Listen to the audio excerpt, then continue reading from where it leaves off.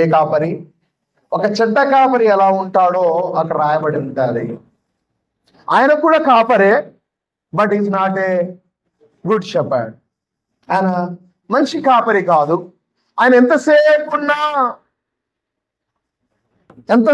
ఉన్నా తను గొర్రెల గురించి ఆలోచించాడు, లేకపోతే వాటి యొక్క హెల్త్ గురించి కేరింగ్ తీసుకోడు, అవి తిన్నాయా తినలేదా అని పట్టించుకోడు, వాటి హెల్త్ విషయం ఎలా ఉంది అని చెక్ చేయడు. తను ఎంతసేపు ఉన్నా తన కడుపు నిండిందా లేదా అని మాత్రమే ఆలోచిస్తాడు అని 34వ అధ్యాయం ఎంచగలిగిన మనం చదువుకున్నాం ఈరోజు. ఆ 34వ అధ్యాయంలో ఇద్దరి కాపర్ల గురించి రాయబడి ఉంటుంది. ఒకటి చెడ్డ కాపరి గురించి, రెండవది మంచి కాపరి గురించి. చెడ్డ కాపరి గురించి ఎంతవరకు రాయబడి ఉంటుందంటే 34వ అధ్యాయంలో 10వ వచనం వరకు. 10వ వచనం ఎవరైనా చదవండి, లాస్ట్ వచనమా 9వ వచనము. కాబట్టి కాపరులారా,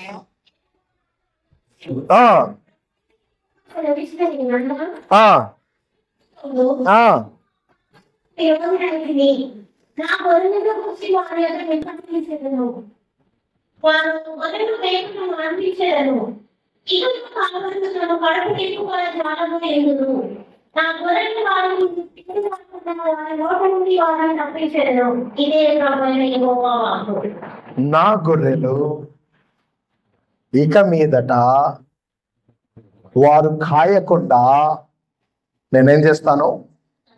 తప్పించేస్తాను. రెండవది, ఆ గొర్రెల గురించి ఆయన ఏం చేస్తాడంటే వాటిని గురించి లెక్క అడుగుతాడు. సో ఈరోజు లెక్క చెప్పాల్సిన ఆవశ్యకత కాపరికి ఎంతైనా ఉన్నది. ఒక దినాన యజమానుడి దగ్గర నిలబడినప్పుడు, నేను నీకు ఇన్ని గొర్రెలను అప్పగించాను కదా, వాటిని గురించి నాకు ఒక ఫీడ్బ్యాక్ ఇయ్యి అని ఆయన అడిగితే, ఒకవేళ ఏంటి ఖచ్చితంగా అడుగుతాడు. ఆ రోజు ఇవ్వడానికి కాపరి దగ్గర ఇన్ఫర్మేషన్ అనేది ఉండాలి. ఏముండాలి?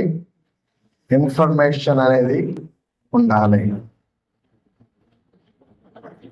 ఇఫ్ ఇన్ కేస్ ఆ ఫ్యామిలీ ఏంటో నాకు తెలియదు అయ్యా, అదో తేడా, అదో రకం వాళ్ళు అంటే ఇక్కడ స్కిప్ కావడానికి అవకాశాలు లేవు. తప్పించుకొని అక్కడ దేవుని దగ్గర వాటి గురించి నా దగ్గర లెక్క లేదు అని చెప్పి వెళ్ళిపోవడానికి అవకాశాలు లేవు. ఖచ్చితంగా వాటి గురించి ఏం చెప్పాలంటే దేవునికి లెక్క ఒప్ప చెప్పాలి. ఈరోజు ఒక విషయం చెప్పనివ్వండి, ఈ సంఘానికి నేను విశ్వాసిగా సంఘ సభ్యత్వం కలిగి ఉన్నాను అనేటప్పుడు సరే చేతులు ఎత్తండి. ఈ సంఘంలో నాకు సభ్యత్వం ఉంది అనేటప్పుడు 1 2 3 4 5 6 7 లెక్క ఎవరి గురించి అడుగుతాడయ్యా అంటే, బయట ఎవరో తీసుకొచ్చి వదిలేసిపోయిన గొర్రెల గురించి లెక్క అడగడం మనల్ని. మీకు అర్థమవుతుంది కదండి? ఏ గొర్రెలు అయితే ఆయన మనకు అప్పగించాడో వాటిని గురించే. కొన్ని డైలీ బేసిక్ లెక్కలో, ఏ బాబు నీ గొర్రెలతో పాటు మా గొర్రెలు కూడా గాయ రోజు ప్రవర్తన ఇస్తాను ఒక్కొక్క గొర్రెకు అని తోలిపోతారు మనలో. వాటికి మనకు సంబంధము లేదు. ఒకవేళ విల్సన్ మెమోరియల్ బాప్టిస్ట్ చర్చిలో మీరు ఒక సంఘ సభ్యత్వం కలిగి ఉండాలి అంటే, భారముతో కూడుకున్నటువంటి ప్రార్థన సంఘ కాపరి చేయాలి అంటే, మీరు వలసదారులు కాకూడదు. నెంబర్ 1, ఎవరు కాకూడదు? వలసదారులు అంటే తెలుసు కదండి. ఎవరు వలసదారులు? ఎవరండి? అయ్యా అర్థం ఏంటి అది?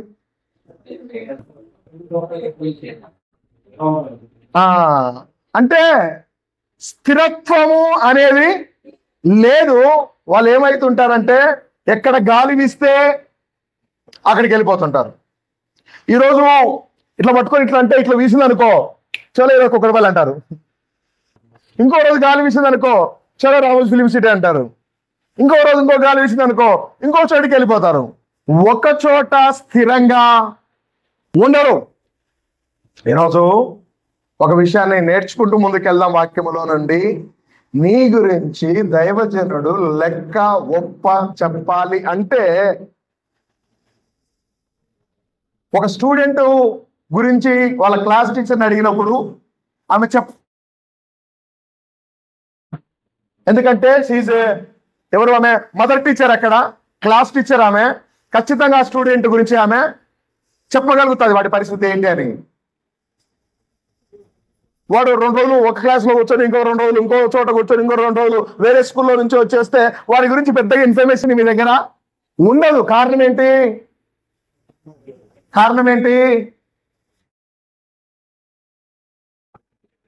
అటాచ్మెంట్ అనేది లేదు. ఈరోజు మిమ్మల్ని ఎవరిని నేను నిందించట్లేదు, మిమ్మల్ని ఎవరిని చులకన చూడట్లేదు. మీరందరూ యేసుక్రీస్తు రక్తములో కడగబడిన వారు, మనమందరము ఒక ఇంటి వారము. అయితే ఒకవేళ ఈ సంఘము మీకు అకౌంటబిలిటీగా ఒకవేళ ఉండాలని మీరు ఆశపడితే, మీరు మొదట ఇక్కడ సంఘ సభ్యత్వం తీసుకోవాలి. ఆమేన్. ఏం చేయాలి? అప్పుడు మీకు ఏవైనా అడగడానికి రైట్స్ ఉంటాయి, ఇందులో నుంచి మీరు ఏదైనా పుచ్చుకోవడానికి రైట్స్ ఉంటాయి, మీరు ఏమైనా చేయడానికి మీకు అవకాశాలు ఉంటాయి. ప్రయత్నం చేయండి, వాక్యానుసారంగా ఉండడానికి ప్రయత్నం చేయండి. జాన్ పాస్టర్ సొంత మాటలు అయితే కాదు. చూడండి, వాక్యంలోనికి ఈరోజు నేను చెప్పాలనుకుంటున్నటువంటి టాపిక్ వేరు.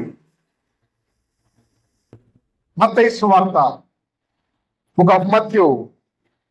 మీ దగ్గర బైబిల్ ఉన్నట్లయితే అందరూ బైబిల్ తెరవండి. ప్రార్థన పూర్వకంగా దేవుని యొక్క వాక్యాన్ని జ్ఞాపకం చేసుకుందాం. 9వ అధ్యాయం 36వ వచనము. 9వ అధ్యాయం 36వ వచనము. ఆయన సమూహములను చూచి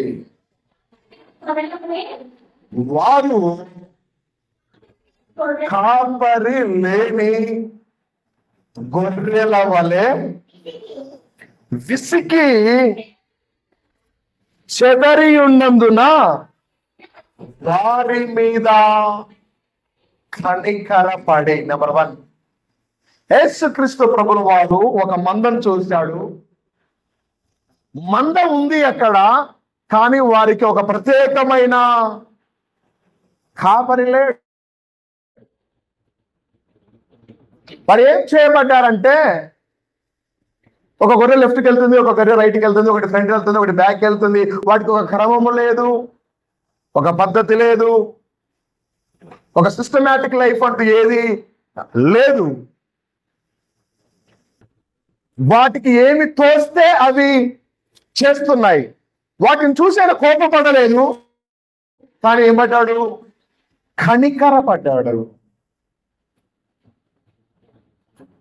తప్పిపోతుంటే ఆయన చేసిన పని ఏంటో తెలుసా? కనికరపడ్డాడు. ఏం చేయబడి ఉన్నందున? చెదరి ఉన్నందున. ఈరోజు నా యేసు చెదిరిన వారిని అందరినీ సమకూర్చువాడు. ఆమేన్. అమ్మా, ఎవరిని? చెదిరిపోయిన వారిని. 5వ వచనం చూడండి, హెజ్కేలు 34:5. కాబట్టి కాపరి లేక ఎవరు లేక? కాపరి లేక అవి ఏం చేయబడ్డాయి? చెదరిపోయాయి. నాకు ఈ మధ్య కాలంలో మన సంఘ సభ్యుడు ఒక ఆయన స్టేటస్ పెట్టాడు. ఇక్కడ ఇంకోటి ఏదో కొత్తగా స్టార్ట్ అయిపోయింది, ఆల్ ఆర్ వెల్కమ్ అని పెట్టాడు ఆయన స్టేటస్ లో. వెంటనే అయితే ఇప్పటి నుండి జాన్ పాస్టర్ మీకోసం ప్రార్థన చేయాల్సిన అవసరం ఏమి ఇంకా లేదు కదా అని పెట్టేశాను. మీకు అర్థమవుతుందా? ఇక నుండి మీ గురించి జాన్ పాస్టరు ప్రార్థించాల్సిన అవసరత ఏమి లేదు కదా అని పెట్టేశాను వెంటనే. అయ్యో అయ్యగారు, అలా కాదండి. ఎన్నో ఒక చోట కట్టబడి ఉందండి. మీ గురించి ఎవరో ఒకరు లెక్క ఒకరోజు అప్పచెప్పాలి. మీరు ఎక్కడ స్థిరంగా ఉండకపోతే మీ గురించి ఎవరి దగ్గర ప్రాపర్ ఇన్ఫర్మేషన్ ఉండదు. ఒకవేళ మీరు ఇక్కడ రక్షణ పొందితే, అందుకే నేను మా కమిటీ వాళ్ళకి చెప్తుంటాను, ఒక రికార్డ్ మెయింటైన్ చేస్తుండొచ్చు. ఎవరు ఎప్పుడు బాప్తిసం తీసుకున్నారో వాళ్ళ దగ్గర రికార్డు ఉంటుంది. వాళ్ళ ఫ్యామిలీ డీటెయిల్స్ మన దగ్గర ఒక రికార్డు ఉంటుంది. లాస్ట్ ఇయర్ మన ప్రెసిడెంట్ గారు అందరిది గ్యాదర్ చేశాడు. ఆ ఇంట్లో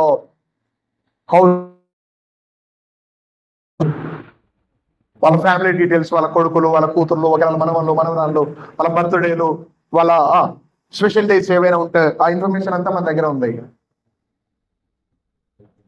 మీ ఇళ్ళలో ఏవైనా ప్రత్యేకమైనటువంటి దినాలు ఉంటే పాస్టర్ గారు ఫోన్ చేసి, మరి అయ్యా గుంటూరు ప్రసాద్ గారు మీ కొడుకు బర్త్డే ఉంటే ఫోన్ చేసి పాస్టర్ గారు పలకరియలేదా?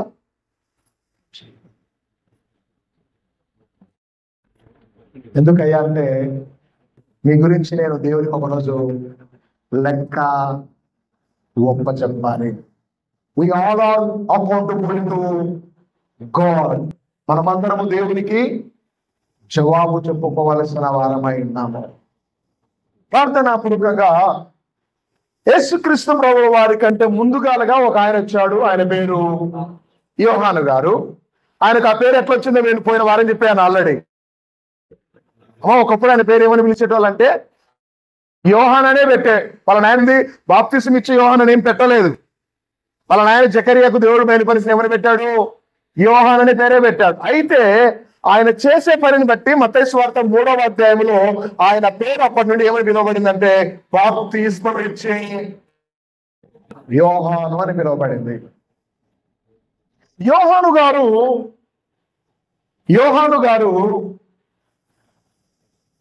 ఆయన తల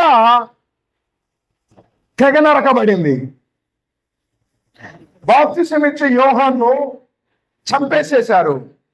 ఈరోజు ఇక్కడ ఒక మాట చెప్పనివ్వండి, అయ్యా అంత ప్రార్థన పరుడు కదా సార్ యోహాను గారు, అంతమందికి సాక్షాత్తు యేసు ప్రభుకే బాప్తిసం ఇచ్చినటోడు కదా సార్ యోహాను గారు, అట్లాంటోడు అట్లా చచ్చిపోతుంటే దేవాది దేవుడు ఎందుకు అనుమతి ఇచ్చాడు అనే క్వశ్చన్ మనకు రేజ్ అవుతుంది.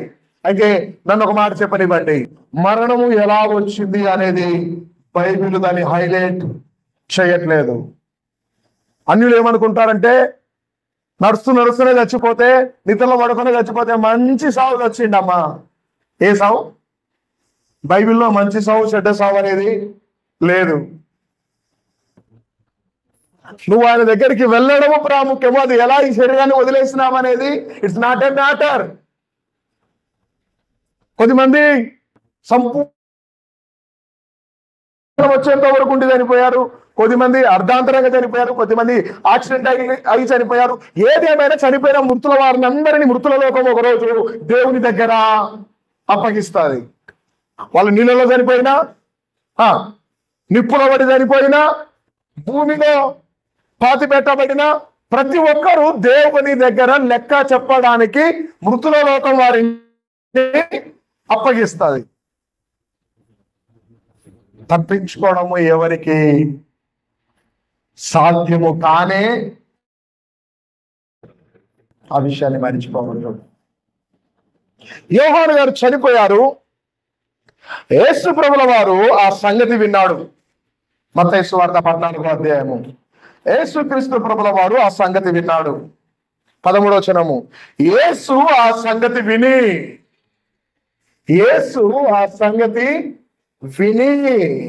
ఏ సంగతి విన్నాడు? బాప్తిసం ఇచ్చే యోహాను ఒక ఆమె తప్పు చేస్తే ఇది తప్పు అని అన్నందుకు లోపల పగ పెట్టుకొని ఈయనను చంపిపించేసింది అనే విషయము యేసు ప్రభువుకు తెలిసినప్పుడు ఆ సంగతి విని దోణ ఎక్కి అక్కడ నుండి అరణ్య ప్రదేశములకు ఏకాంతముగా వెళ్ళిపోయాను. ఎక్కడికి వెళ్ళిపోయాడు? అరణ్యానికి వెళ్ళిపోయాడు యేసు ప్రభువు. పోయిన వారం నేను చెప్పాను కీర్తన భాగములో అరణ్యాల గురించి. మొత్తము బైబిల్ ఎన్ని అరణ్యాలు ఉన్నాయి? దావీదు జీవితంలో 6. మర్చిపోతే ఎట్లా? పోయిన వారం చెప్పుకున్న అరణ్యం పేరేంటి? దానికి మరొక పేరు ఏదో చెప్పినా మీకు స్టీరింగ్ చూపిస్తుంటే తెలుసుకుంటుంది ఎట్లా చీపు అరణ్యం. అయా అరణ్యం పేరు చీపు అరణ్యం. అంటే చిపినీయులు అనేవారు ఆ ప్రాంతంలో ఉండేవారు కాబట్టి ఆ ప్రాంతానికి ఏమని పేరు వచ్చింది? చీపు అరణ్యం అని పేరు వచ్చింది. యేసు ప్రభు బాప్తిసం పొందిన తర్వాత ఆయన ఎక్కడికి వెళ్ళాడయ్యా అంటే అరణ్యంలోనికి వెళ్ళిపోయాడు. బాప్తిసం ఇచ్చి యోహాను బాప్తిసాలు ఎక్కడ ప్రారంభించాడు? 3వ వచనంలో యూదా అరణ్యంలో బాప్తిసాలు ఇవ్వడం ప్రారంభించాడు ఆయన. ఇప్పుడు యేసు ప్రభు ఒక సంగతి విన్నాడు. మనసు ఏమి బాగోలేదు. కొన్నిసార్లు మనకు మనసు బాగోలేనప్పుడు ఏం చెప్తామంటే, ప్లీజ్ నన్ను కొంచెము ఒంటరిగా వదిలేయండి, నన్ను వదిలేసేయండి ప్లీజ్. ఒంటరిగా ఉండడానికి ఇష్టపడతాము.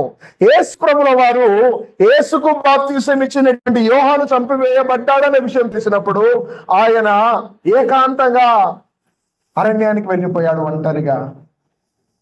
నేను మరలా చెప్తున్నాను, మనుషులు ఎవరు మనల్ని ఆదరించలేరు, ఒక దేవుడు తప్ప మన బాధ నుండి.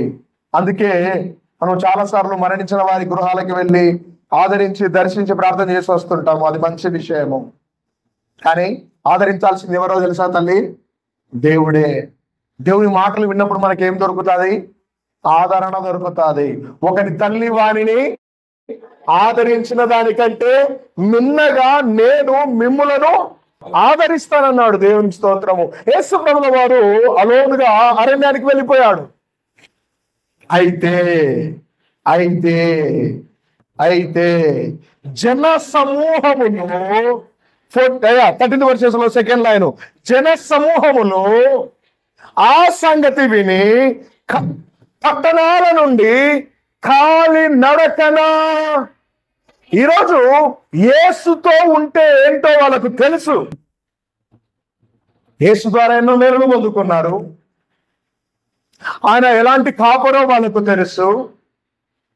ఆయన ఎలాంటి మేలులు చేశాడో వారు రుచి చూశారు. ఇప్పుడు యేసు బాధలో ఉన్నాడు. వాళ్ళ రిలేటివ్ ఒక ఆయన చనిపోయాడు. యోహాను రిలేషన్ తెలుసా మీకు అందరికి? యేసు ప్రభుకు ఆయన రిలేటివ్ అవుతాడు. చనిపోయాడు. యేసు ప్రభుకు ఆత్మీయ ముందుండి నడిపించినటువంటి ఒక నాయకుడిగా ఆయన కనబడుతున్నాడు. అలాంటి వ్యక్తి చనిపోయాడని ఆయన దిగాలుగా ఉంటే సంఘమంతా కలిసి, జన సమూహమంతా కలిసి, బ్రదర్ హౌ ఏంటంటే వాకము కాలి నడకన వారు యేసు దగ్గరికి వెళ్ళారు. అది ఏ ప్రాంతము? అరణ్యము. లెక్క ప్రకారము యోహాను చంపే తర్వాత నెక్స్ట్ టార్గెట్ ఎవరో తెలుసా? యేసు. యేసు తర్వాత నెక్స్ట్ టార్గెట్ ఎవరు? యేసుని వెంబడించే శిష్యులే. అంటే వీళ్ళకు ఇండైరెక్ట్ గా థ్రెట్ ఉందన్న విషయం తెలిసి కూడా, అయ్యో మా కాపరి బాధలో ఉన్నాడని తెలుసుకొని వాళ్ళందరూ ఏం చేస్తారో తెలుసా? ఆయనను ఆదరించడానికి, ఆయనను ధైర్యపరచడానికి, ఆయనకు మేమున్నాము అని ఒక భరోసా ఇవ్వడానికి ఏం చేశాడో తెలుసా? జన సమూహము ఆయన వెంట వెళ్ళిరి. ప్రియ దేవుని సంగమా, సంఘ కాపరి మీతో ఇక్కడ పరిచర్య చేస్తున్నాడంటే అర్థం, మళ్ళా చెప్తున్నాను, ఈ సంఘము లేకపోతే జానపాసకి ఇక్కడ ఏం పని లేదు. అవునా కాదా? ఇక్కడ ఉన్నాము అంటే కారణము కేవలము సంఘాన్ని బట్టే. నేను మహబూబ్నగర్ ప్రాంతంలో సేవ చేశాను, జడ్చర్ల ప్రాంతంలో సేవ చేశాను, నల్గొండ ప్రాంతంలో సేవ చేశాను. ఎక్కడ సేవకు వెళ్ళినా దేన్ని బట్టి వెళ్ళానంటే అక్కడ నాకు ఇవ్వబడిన సంఘాన్ని బట్టి వెళ్ళాను. ఈరోజు ఇక్కడ ఉన్నామంటే కారణము సంఘాన్ని బట్టే. పాస్టర్ గారు మన కొరకు ఎక్కడి నుండో ఇక్కడికి వచ్చాడు అనేసి ఏ రోజైనా నువ్వు ఫోన్ చేసి పలకరించిన దినము నీ లెక్కలో ఉందా? ఊరికే లెక్కేసుకోండి. అయ్యగారు మీరు ఎలా ఉన్నారు అని మీ అంతటా మీకు ఏదైనా అవసరాలు ఉంటే ఫోన్ చేసి అప్పుడు క్యాజువల్ అడగాలి. కాబట్టి అయ్యగారు బాగేనా, మీ అవసరానికి వేసి తింటారు కాబట్టి ఈ పదం అనాలి కాబట్టి అన్న బాగున్నారు కదా. స్వార్థపరుడు తెలుసా, అట్లాంటి వాళ్ళ మధ్యలో నేను ఉంటున్నాను. ఖాళీ నడకన ఏంటి, ఖాళీ నడకన ఆయన వెంట వెళ్ళారు. యేసు ప్రభు ఆ విషయం చూసినప్పుడు చదువుతల్లి ఆ గొప్ప ఆయన వచ్చి 14th verses, ఆ గొప్ప సమూహమును చూచి వారి మీద చదివిన మత్తయి సువార్త 9వ అధ్యాయంలో దేవుడు చెదిరిన వారిని అందరిని చూసి ఏం పడ్డాడు, కనికరపడి వారిని ఏం చేయడానికి ఇష్టపడ్డాడు, ఒక చోట సమకూర్చడానికి ఇష్టపడ్డాడు. ప్రియ దేవుని సంగమా, నువ్వంటే ఆయనకు చాలా ఇష్టం. అందుకే నువ్వంటే ఇష్టం కాబట్టి నిన్ను లీడ్ చేయడానికి, గైడ్ చేయడానికి ఒక కాపరి ఉండాలని ఒక దేవుని దాసుని దేవుడు తీసుకొచ్చి నీ దగ్గర పెట్టాడు. మరి సామెల్ అయ్య గారు ఫోన్ చేశాడు, డేవిడ్ గారు, సామెల్ డేవిడ్ గారు, అయ్యగారు బోర్ వేసుకుంటున్నాము, బోర్ ఆయన వస్తున్నాడు బోర్ వేయడానికి, మీరు 6 గంటలకల్లా మా దగ్గర ఉండాలి. ఆయనతో నేను కుల్లా చెప్పాను. అయ్యా చెప్పానా, క్లియర్గా వివరించి చెప్పాను. అయ్యా నేను వస్తాను, నాకు ఇబ్బంది ఏం లేదు, కానీ నేను ఎల్బీ నగర్ నుంచి మీ దగ్గరికి రావాలంటే నాకు అయ్యే ఖర్చు అప్ అండ్ డౌన్ ఇంత అవుతుంది, మీరు ఆడొస్తే 300-400 పెట్టి పంపించేస్తారు, అవునా కాదా? దయచేసి నాకు పెట్రోల్కు మాత్రం ఇవ్వండి చాలు, మీరు కానుకలు పెట్టకపోయినా అవసరం లేదు. ఇట్లా చెప్పాను. దయచేసి దైవజనుడు మీ దగ్గరికి వచ్చినప్పుడు అంత దూరం నుంచి హాస్యం బతికేయడం పక్కన పెట్టండి, కనీసము అయ్యగారు కారు వేసుకొని వస్తాడు, ఆయనకు ఎల్బీ నగర్ నుంచి ఇంత దూరం వస్తే ఎంత అవుతుంది పెట్రోల్ మీ అందరికి తెలుసు, కనీసం పెట్రోల్ కన్నా ఇవ్వరేంటి? బాధతోటి కాదు, నిజంగా అడగాలి కాబట్టి అడుగుతున్నాము. ఇది చేయాల్సిన బాధ్యత ఎవరిది?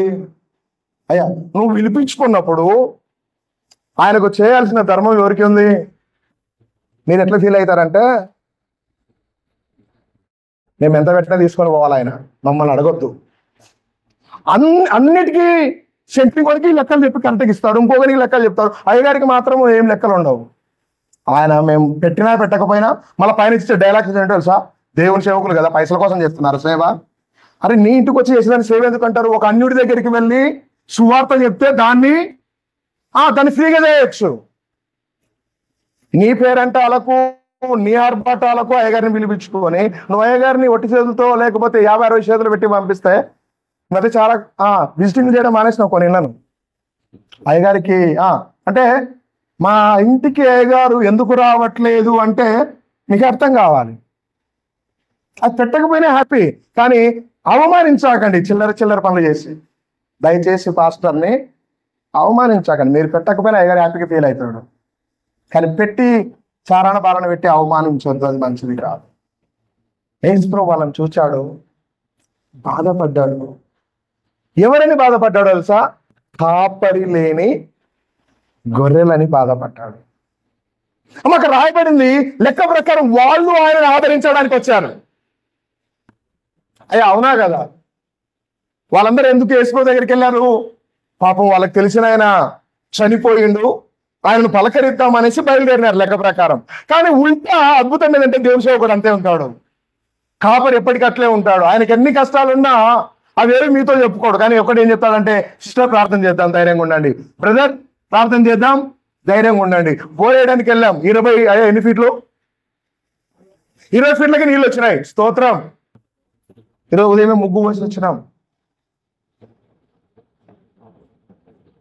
నాకు బాగా నచ్చినటువంటి విషయం, ఏది చిన్నదైనా ఫోన్ చేసి అయ్యగారు ఇది పరిస్థితి, పాస్టర్ గారు చెప్పకుండా ఏ పని చేయరు ఆ ఫ్యామిలీ.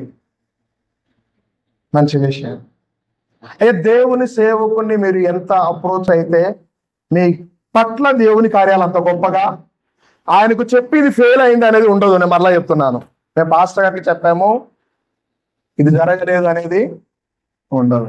మీరేం చెప్తారంటే చెప్పుదురే కానీ దాని తగిన క్రియలు ఏమి చెయ్యరు. బైబిల్లో చూడండి, మత్తయి సువార్త 8వ అధ్యాయం, book of Mattayi 8th chapter. యేసు ప్రభు కొండ మీద ప్రసంగం చేశాడు. బ్రదర్ ఎక్కడ? ఎన్నో అధ్యాయంలో ఎక్కిండు? 5వ అధ్యాయంలో కొండ ఎక్కిండు. స్తోత్రం. ఎన్నో అధ్యాయంలో దిగిండు తల్లి? 8వ అధ్యాయంలో కొండ దిగిండు. 8వ అధ్యాయంలో కొండ దిగగానే ఒక కుష్ఠరోగి ఆయన దగ్గరికి వచ్చాడు. Sir sir sir sir sir sir నన్ను బాగు చేయండి సార్, నీకు ఇష్టమైతే నన్ను శుద్ధిగా చేయి సార్. లెక్క ప్రకారము అయా కుష్ఠరోగులు సమాజంలోకి రాకూడదు, కానీ ఆయన దేశు ఉన్నాడన్న ధైర్యంతో వచ్చాడు.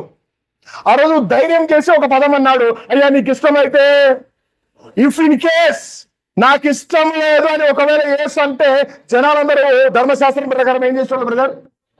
రాళ్లతోటి కుట్టి చంపేవారు. కానీ దేవుడు ఎంత కనికరం గల దేవుడు అంటే వెంటనే అక్కడ రాబడి ఉంటది, వెంటనే వాడి చేయి పట్టుకొని నాకు ఇష్టమే శుద్ధుడవు. హల్లెలూయా. దేవుని నామానికి స్తోత్రము. దేవుని దగ్గరికి వెళ్ళాను, అయ్యగారు తలకాయ మీద చేయి పెట్టిండు, ప్రార్థన చేసిండు, జ్వరం తగ్గిపోయింది. దేవుని నామానికి మహిమ మహిమ. యేసురావు అన్నాడు, ఇట్లా ఓన్లీ మాటలు చెప్పే బతుకులు మార్చుకోండి, మాటలు చెప్పే బతుకులు మార్చుకోండి. ఏం చేయండి సార్ అంటే 3-4 వచనాలు, 4వ వచనము, అప్పుడు యేసు ఎవరితో ఏమి కానీ నువ్వు వెళ్ళి నీ దేహమును మోసే నియమించిన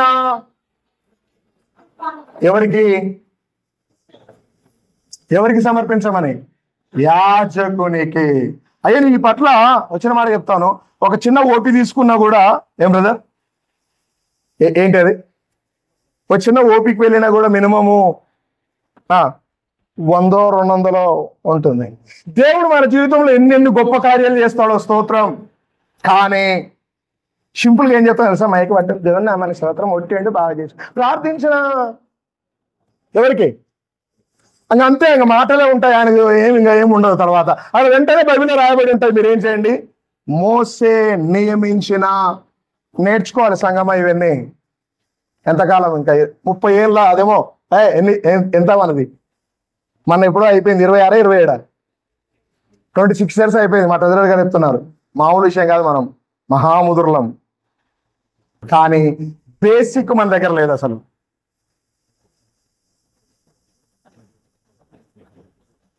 ఏ రోజైనా నీ మట్టుకు నువ్వు ముందుకు వచ్చి అయ్యగారి దగ్గరికి వచ్చి, అయ్యా దేవుడు నా పట్ల కార్యం చేసిండు, ఇదిగో నాకు కొద్దిమంది ఒక ఆమె కాకరకాయలు తీసుకొచ్చి ఇచ్చింది, నాకు ఎంత సంతోషం అనిపించిందో. అంకుల్ ఇంటికి పోయినప్పుడల్లా నిమ్మకాయలు మునక్కాయలు ఏం చేస్తుంటాడు. సామెల్ బ్రదర్ వాళ్ళు, మన వినోద్ బ్రదర్ వాళ్ళు, కొద్దిమంది చాలా రేర్ ఫ్యామిలీస్ కొన్ని ఉంటాయి. అలా మట్టి దేవునికి వందనాలు. మీరు పెట్టినందుకు ఇదేం పొగడట్లేదు, మీరు పెట్టినందుకు పాస్టర్ గారికి బాధ ఏమి కూడా లేదు. పాస్టర్ గారు వెల్ సెటిల్డ్, ఇబ్బంది ఏం లేదు. కానీ మీ దగ్గర ఉన్నాడు కాబట్టి ఆయనను చూడాల్సిన బాధ్యత 100% సంఘానిదే. ఆమేన్. ఎవరిది? సంఘానిదే. వాక్యోపదేశం పొందువారు సిస్టర్ గలితీయుల రాసిన పత్రిక 6వ అధ్యాయం 5వ వచనం ఎవరైనా? Book of Galatians 6th chapter 5th verses. వాక్యం అంటే ఎవరైతే వాక్యం వింటున్నారో, వాక్యం ఎవరైతే మీకు ప్రకటిస్తున్నారో ఆయనకు మంచి పదార్థాలన్నిటిలో ఏం చేయాలా? ఏ దాంట్లో మీ దగ్గర ఒకవేళ మంచి పదార్థాలు ఏమన్నా ఉంటే వాటి మీద రైట్స్ ఎవరికి ఉన్నాయో తెలుసా? పాస్టర్ గారికి ఉన్నాయి. నిలబడి దేవుని నామానికి స్తోత్రం, మేము వాక్యం చేత బలపరచబడ్డాము అని మాటలు చెప్తే కాదు, దాని తగిన క్రియలు కూడా. మరలా చెప్తున్నాను, మీ డబ్బులు అవసరం లేదు పాస్టర్ గారికి, కానీ వాటికి తగ్గ క్రియలు చేయండి.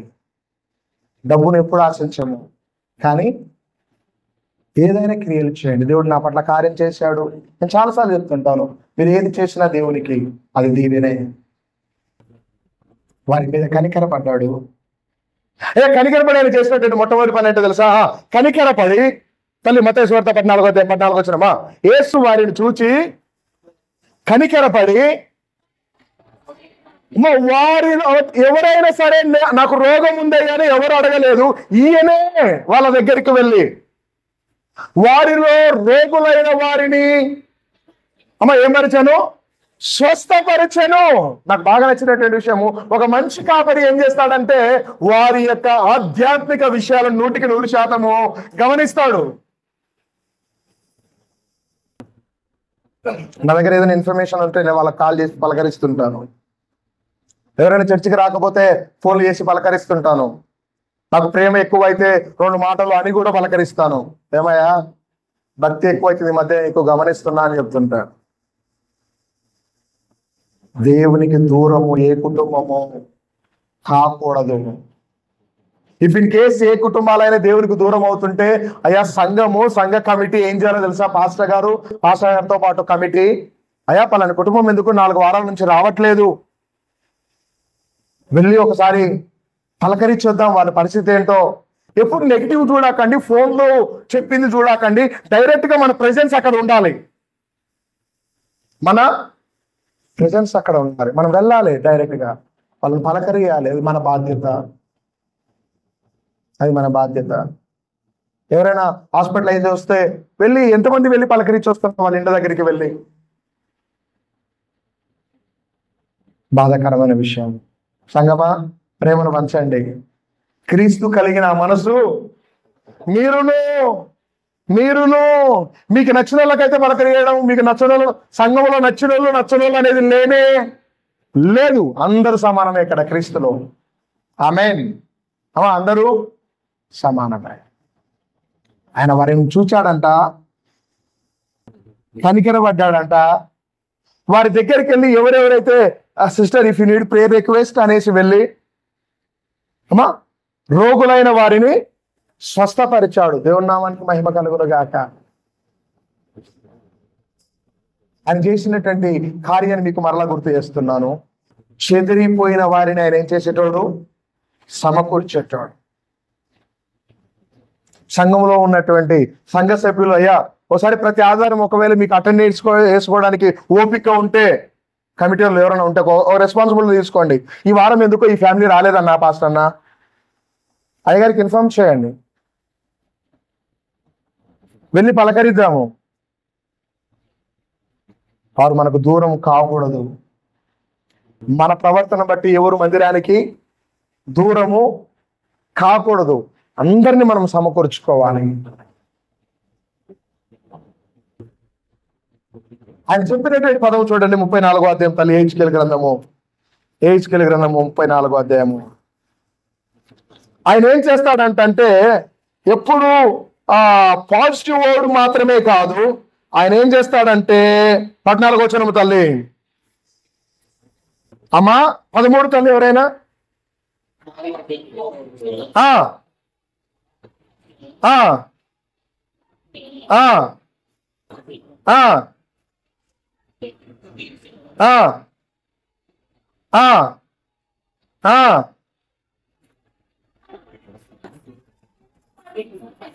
వచ్చినమా మంచి ఏ చోట అది? సంగమా 23 కీర్తనం అందరి బాయల్స్. మన సండే స్కూల్ పిల్లలు ఉన్నారా? బై హార్ట్ చేసి ఉంటారేమో అనుకుంటున్నాను నేను. 23 కీర్తనలో 2వ వచనంలో ఈ విధంగా ఉంటుంది, పచ్చిక గల చోట్ల ఆయన నన్ను శాంతికరమైన నన్ను నడిపించుచున్నాడు, నా ప్రాణానికి ఆయన. ఆమేన్. ఆయన దుడ్డుకర్రయు ఆయన దండమును నన్ను ఆదరిస్తాయి. ఈ కాపరి ఏం చేస్తాడంటే మంచి మేతగల చోటికి తీసుకెళ్తాడు.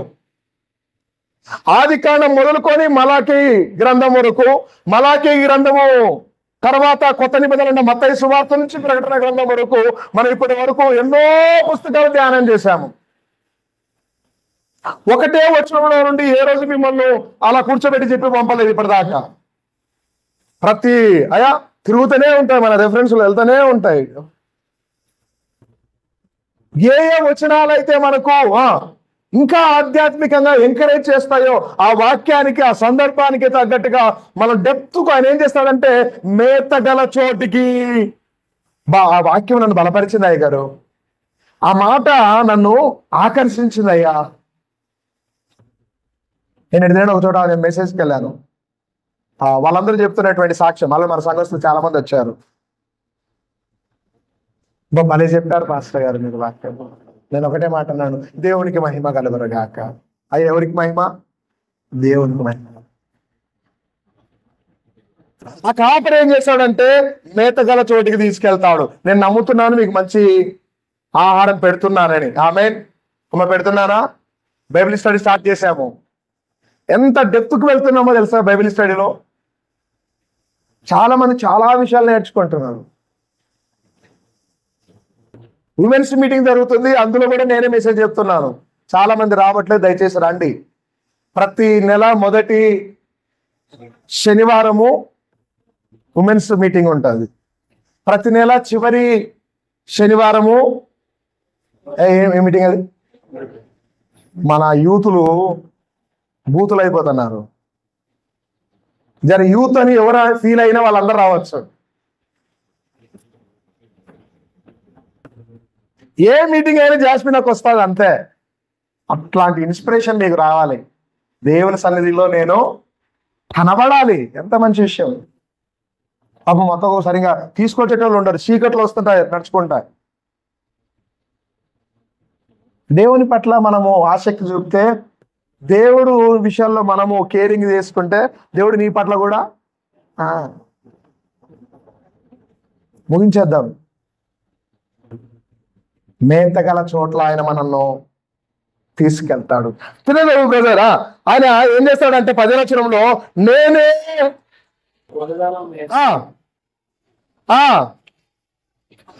అమ్మా ఆయనకు ఒకవేళ మంచిగా ఉంటే స్తోత్రం. మీరు బాగా నడుస్తూ ఉంటే ఎంకరేజ్ చేస్తాడు. వాక్యం మంచి మంచి వాక్యం తీసుకొచ్చి తినబెడతాడు, మిమ్మల్ని ఇంకా బలపరుస్తాడు. ఇఫ్ ఇన్ కేస్ ఒకవేళ ఆ గొర్రె కొంచెం అన్నం ఎక్కువై, ఏమెక్కువై ఆయన ఏం చేస్తాడో తెలుసా? అక్కడ రాయి ఉంటుంది, దాని కాలు ఇరగొట్టి భుజం మీద వేసుకొని తీసుకొస్తాడంట. ఏమిరగొట్టి? కొద్దిమంది మీరు బర్రెలను చూడండి, మెడలో ఏమంటారు ఆ గుదిమాను కట్టేస్తారు. కొద్దిమంది తలకు ఒక కాలికి కూడా తాడు.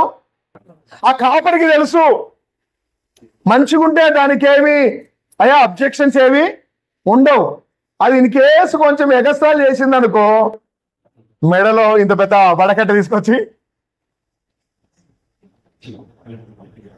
ఈరోజు దేవుడు మనల్ని దీవించగలది. దేవుని సన్నిధిలో ఒదిగి ఉండాలి. ప్రభు సన్నిధిలో మరింతగా ప్రార్థనలో మనం జీవించాలి. యేసుప్రభు ఎంత మంచి కాపరి అంటే, వారి మీద కనికరపడ్డాడు. చూడకునే పని వారి మీద కనికరపడ్డాడు. రెండోది ఏం చేశాడు బ్రదర్? కనికరపడి రోగులైన వారిని ఆయనే స్వస్థపరిచాడు. అంతటితో ఆగలేడు బ్రదర్. శిష్యులుగా చెప్పాడు, అయ్యా పాపము చాలాసేపు నుంచి కూర్చున్నారయ్యా, ఏమైనా స్పెషల్ ఏమైనా ఉందా ఈరోజు? స్పెషల్ ఏముంది పాస్టర్ గారు? అదే ఏదో పాస్టర్ డే అంట కదా. అయితే ఓ పని చేయండి, చాలాసేపు నుంచి కూర్చున్నారు, ఒక పని చేద్దాం మనం. మీరేం చేస్తారంటే వీళ్ళందరికీ ఏం చేయండి, పంక్తులుగా కూర్చోబెట్టి భోజనాలు వడ్డించండి. అందులో ఒక చర్చి కమిటీ మెంబర్ లేచి నిలబడ్డాడు. ఫండెడ్ ఉందన్న, నువ్వు భలే చెప్తావు కానీ మన దగ్గర ఉండేది ఎంతో తెలుసా? 5 రొట్టెలు 2 చేపలు. 7 తీసుకొచ్చి పెడదాం. వేసుకున్నా పర్వాలేదు, ఫస్ట్ అయితే అవి తీసుకొచ్చేసేయండి. ఆయన అవి తీసుకున్నాడు. తల్లి ఆకాశం వైపు చూసి కృతజ్ఞతాస్తులు చెల్లించి దానిని విరిచి, అక్కడ రాబడి ఉంటుంది, అందరూ తిన్నంగా, అక్కడ ఇంకో పదం ఉంటుంది, తృప్తిగా తిన్న తరువాత ఎన్ని గంపలు మిగిలాయి?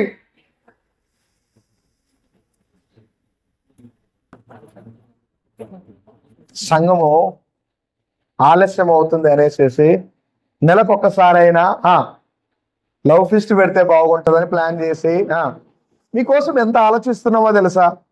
కమిటీ వాళ్ళు ఎంత ప్రయాసపడుతున్నారో. ఫస్ట్ సండే వస్తే పాపం కొన్ని ఫ్యామిలీస్ వాళ్ళ ఇల్లు వదిలేసి మార్నింగ్ లేవగానే అలా బ్రష్ చేసుకుని వచ్చి ఇక్కడే ఉండిపోతారు. కారణం ఒకటే, ఇదంతా దేవునిని బట్టి మాత్రమే. ఆమేన్. ఎవరిని బట్టి? దేవుని. సంఘం బలపరచబడాలి, సేవ రోజు రోజుకి ఇంకా అభివృద్ధి చెందాలి, నూతన ఆత్మలు దేవుని సన్నిధికి రావాలి. అయ్యా మరలా గుర్తు చేస్తున్నాను, నిజమైన కాపరి కనికరాన్నే చూపిస్తాడు. ఆయన వారు బాగుపడాలని ప్రార్థన చేస్తూ ఉంటాడు. వారి క్షేమము కొరకు దేవుని సన్నిధిలో ఎత్తిపట్టి ప్రార్థన చేస్తాడు. అటువంటి సంఘ కాపరిని చివరిగా ఈ పదం చదివి ముగించేద్దామమ్మా మనము. హెబ్రీయులకు రాసిన పత్రిక మనకి బాగా తెలుస్తుంది, 13వ అధ్యాయము, book of Hebrews 13th chapter. నాయన వచనం ఎన్ని ఉండొచ్చు? 17th. మీ పైన మనం స్టార్టింగ్ ఆల్రెడీ చదువుకున్నాం బ్రదర్. ఏంటి అది? You are accountable to God. దేవునికి లెక్క చెప్పుకోవాలి. ఎట్ సేమ్ టైం ఈ సంఘములో, తల్లి సంఘంలో ప్రతి నెల మీటింగ్ జరుగుతున్నప్పుడు అక్కడ ఒక సీట్ ఉంటుంది. ఆ సీట్లో ఏముంటుందో తెలుసా? మనము బచాయించినాం కానీ మనం ఏదైనా సెల్ఫ్లో అయిపోయినాం. కానీ ఒకవేళ సెల్ఫ్ కాకపోయింటే, సపోర్టెడ్ చర్చ్ అయింటే ఏం చేయాలో తెలుసా? ప్రతి నెల ఎన్ని బాప్తిసాలు ఇచ్చామో లెక్క చెప్పాలి. ప్రతి వారము ఎంత ఆఫరింగ్ వచ్చిందో ప్రతి వారం లెక్క చెప్పాలి. ఆడ ఏదైనా ఖర్చు పెడితే దేనికి పెట్టామో బిల్లు సబ్మిట్ చేయాలి. ఇక్కడ చాలా సింపుల్గా ఉంటుంది. విషయం ఏంటంటే, ఇదిగో ఇంత వచ్చింది, ఇంత ఖర్చు అయిపోయింది. మన వాళ్ళు మంచోళ్ళు, ఎవరు లెక్కలు అడగట్లేదు. ఇంత ఖర్చు అయిందంటే దానికి ఒకసారి బిల్లు చూపెట్టు బ్రదర్ అని ఒకళ్ళు ఎవరైనా అన్నారనుకో, మా వాళ్ళు ఆల్రెడీ రెడీగా ఉంటారులేండి చూపెట్టడానికి.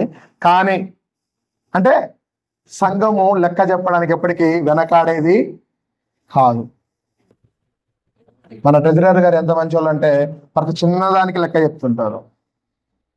లవ్ ఫీస్ట్కి వచ్చే 4-5 వేలకు కూడా లెక్క చెప్తుంటారు. ఇంత వచ్చింది, ఇంత ఖర్చు అయింది, ఇంత మిగిలింది. నేను గమనిస్తుంటాను చాలాసార్లు వాళ్ళ జోబులో నుంచి సొంతంగా ఖర్చు పెడుతుంటారు. దేవునికి మహిమ. అయ్యా ఆ దీవెన ఎక్కడికి పోదు, ఖచ్చితంగా మీకు మీ కుటుంబాలకు ఉంటుంది. ఆమె హల్లెలూయా. యేసు చేసిన పని. అయ్యా యేసు ఎవరు? మరలా గుర్తిస్తున్నాను, నేను గొర్రెలకు మంచి కాపరి. నువ్వు ఒకవేళ నా గొర్రె అయితే ఏం చేస్తావు? నా స్వరం వినడానికి ఇష్టపడతావు.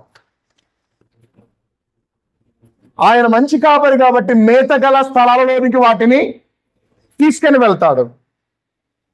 ఒకవేళ బాగలేకపోతే వాటిని పరామర్శిస్తాడు, దర్శిస్తాడు, వాటి కొరకు ప్రార్థన చేస్తాడు. ఒకవేళ హుషారు లెక్కలు చేస్తే కాలు కూడా, చాలా మంది పాస్టర్ అంటే ఏమనుకుంటారంటే స్తోత్రం హల్లెలూయా ప్రైజ్లాడ చెప్తున్నారు అనుకుంటుంటారు. అది మాత్రమే కాదు, వాక్యం క్రాస్ అయి మనం బ్రతుకుతే మనల్ని వార్న్ చేసేది కూడా పాస్టర్ గారే అనే విషయాన్ని మర్చిపోవద్దు. ఈరోజు యేసు చేసినటువంటి పని ఏంటంటే వారికి ఆధ్యాత్మిక విడుదల మాత్రమే కాదు, శారీరక అవసరతలు కూడా ఆయన తీర్చగలిగాడు. అలాంటి కాపరి మన యేసు. ఆ ప్రధాన కాపరి అయ్యా రేపు పొద్దున ప్రత్యక్షం కాబోతున్నాడు. మొదటి పేతురు పత్రిక చూడండి 5వ అధ్యాయము. ఆ ప్రధాన కాపరి అమ్మా ఏం కాబోతున్నాడు? 5వ అధ్యాయం 2-4 వచ్చిన చదువుతాలి. మీరు వాడబారని 4వ వచనం. ప్రధాన కాపరి ప్రత్యక్షమైనప్పుడు. అయ్యా ఏ కాపరినా? ఇప్పటిదాకా మనం ఏ కాపరి గురించి విన్నాము? మేపే కాపరి గురించి విన్నాం, మంచి కాపరి గురించి విన్నాం, చెడ్డ కాపరి గురించి విన్నాం. కానీ ఈయన కాపర్లందరికీ హైయెస్ట్ ప్రీస్ట్ అయిన ఆ ప్రధాన యాజకుడు, ఆ ప్రధాన కాపరి రేపొద్దున రాబోతున్నాడు. ఆయన వచ్చినప్పుడు అయ్యా మన ప్రయాసానికి తగినటువంటి ప్రతిఫలాన్ని ఆయన ఇస్తాడు. వాడబారనేది అంటే అది కొద్ది కాలం ఉండి వెళ్ళిపోయేది కాదు, అది వాడబారనేది మహిమ కిరీటాన్ని ఇస్తాడు. ఈరోజు ఆ ఆశీర్వాదములో మీరు కూడా పాలు పంపును పొందాలన్నదే కాపరిగా నా ఆలోచన, నా ప్రార్థన. ఆయన ఉండు స్థలములో మనం అందరము ఉందుము గాక. అలాంటి భక్తి దేవుడు మనకు అనుగ్రహించును గాక. మంచి మేత గల స్థలంలో దేవుడు మనం తీసుకెళ్ళను గాక.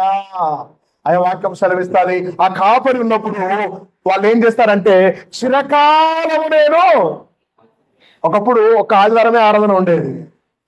ఒకవేళ ఫ్రైడే ఉన్నా మార్నింగ్ ఎప్పుడో ఉండేది, ఎవరు వచ్చేటోళ్ళు కాదు. బై గాడ్ గ్రేస్ ఇప్పుడు అయ్యా వీక్లీలో ఎన్ని షెడ్యూల్స్ పెట్టుకుంటున్నామో కారణం ఏంటంటే మనం ఎప్పుడు దేవుళ్ళు గడపాలి. దానికి తోడే పాపం మన కమిటీ వాళ్ళు చెప్తుంటారు, ఎవరైనా ప్రేరేపించే పేర్లు చెప్పడం నేర్చుకోండి. ఈ వారం పలాని సిస్టర్ వాళ్ళ ఇంట్లో ప్రార్థన ఉంటుంది, వచ్చే వారం ఆ పక్కన ఇంకొక నేబర్ ఉంటుంది, ఆ సిస్టర్ వాళ్ళ ఇంట్లో ప్రార్థన ఉంటుంది. అలా చెప్తేనే సంఘము, నేను మరలా చెప్తున్నాను, ఇది సంఘం అభివృద్ధి కొరకు మాత్రమే. ఇవి జరగడం ఎప్పుడు సంఘంలో ఆపకూడదు. అలాంటి భక్తి దేవుడు మనకు దయచేయును గాక. ఆమె తలలో కాలం మూసుకోండి. మహిమ ప్రభావం కలిగిన దేవ, మీరు ప్రత్యక్షం కాబోతున్నటువంటి వేళల్లో మీరు ప్రధాన కాపరిగా మీరు ప్రత్యక్షమైనప్పుడు వాడవాడని మహిమ కిరీటాన్ని మాకు ఇవ్వబోతున్నావు. నీకు వందనాలు అయ్యా.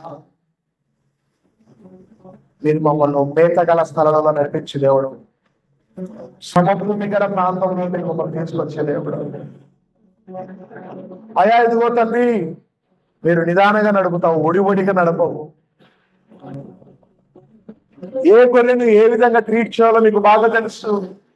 ఈరోజు మా సంఘంలో దాదాపు 35 కుటుంబాలు కలిగినటువంటి ఈ సంఘము, ఈ సంఘములోనైనా ప్రతి ఒక్క కుటుంబం బలపరచబడను గాక. వారందరూ ఆధ్యాత్మికముగానైనా దినదినము మీకు సమీపముగా చేరుదురు గాక. వీళ్ళ వాక్య నీరు కట్టి ఫలించు అయ్యా. మా సంఘాన్ని అభివృద్ధిలోనికి మీరు తీసుకురండి. మా సంఘమునైనా దీవించబడాలి. మీరు స్వరక్తం ఇచ్చి సంపాదించిన మీ సంఘము ఒక ఉన్నత స్థాయిలో ఉండాలి. అలాంటి భక్తి, అలాంటి ఆత్మ నడిపి మా అందరికీ మనకు చేయండి. యేసు నామమున అడిగి వెళ్ళిపోతున్నాము తండ్రి. ఆమేన్.